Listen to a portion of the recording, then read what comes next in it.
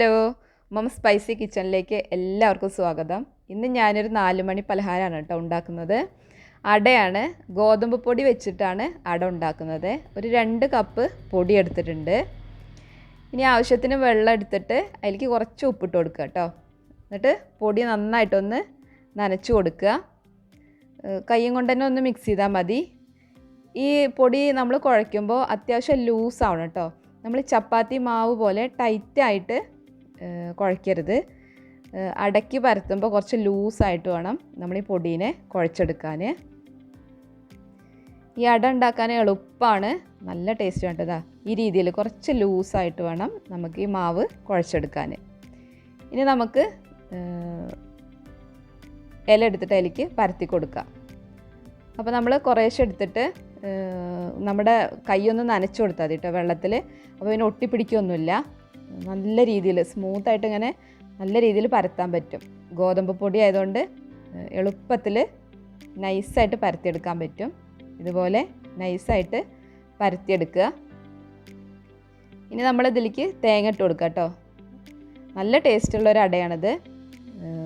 കുട്ടികളൊക്കെ സ്കൂൾ വിട്ട് വരുമ്പോൾ ഉണ്ടാക്കി കൊടുക്കാൻ എളുപ്പമാണ്. അപ്പോൾ അത് ആവശ്യത്തിന് തേങ്ങ ഇട്ട് കൊടുക്കുക. തേങ്ങയൊക്കെ കുറച്ച് കൂടുതൽ ഇട്ട് കൊടുക്കുക കേട്ടോ, അപ്പോൾ അത്രയും ടേസ്റ്റാണ്. പിന്നെ മധുരത്തിന് വേണ്ടിയിട്ട് ഇവിടെ പഞ്ചസാരയാണ് കേട്ടോ ഞാൻ എടുക്കുന്നത്. ശർക്കര വേണമെങ്കിലും എടുക്കുക. ഞാൻ പഞ്ചസാരയാണ് എടുത്തിരിക്കുന്നത്. അത് ആവശ്യത്തിന് ഇട്ട് കൊടുക്കുക. അപ്പോൾ അങ്ങനെ നമുക്ക് ഓരോ അടയായിട്ടും ഇതുപോലെ പരത്തിയെടുക്കുക. ഇനി ഞാനിത് ആവിയിലല്ല കേട്ടോ വേവിക്കുന്നത്, ഇത് ചട്ടിയിലാണ് ഉണ്ടാക്കുന്നത്. അപ്പോൾ ഞാൻ എല്ലാ അടയും ഇതുപോലെ പരത്തിയെടുത്തിട്ടുണ്ട്. അപ്പോൾ നമ്മുടെ ചട്ടി ഒന്ന് ചൂടായി വന്നിട്ടുണ്ട്. ഒരു മീഡിയം ഫ്ലെയിമിൽ വെച്ചാൽ കേട്ടോ, ഹൈ ഫ്ലെയിമിൽ വെക്കരുത്. ഇനി നമുക്ക് ഓരോ അടയിട്ട് ഇത് ചട്ടിയിൽ മുകളിൽ വെച്ച് കൊടുക്കുക. എന്നിട്ട് നമ്മളിതിങ്ങനെ തിരിച്ചു മറിച്ചിട്ടിട്ട് ഇത് കുക്ക് ചെയ്തെടുക്കുകയാണ് ചെയ്യുന്നത്. അതുകൊണ്ട് തന്നെ ഈ അട നല്ല ടേസ്റ്റാണ് കേട്ടോ. ആവിയിൽ വേവിക്കുമ്പോൾ അതൊരു വേറെ ടേസ്റ്റാണ്.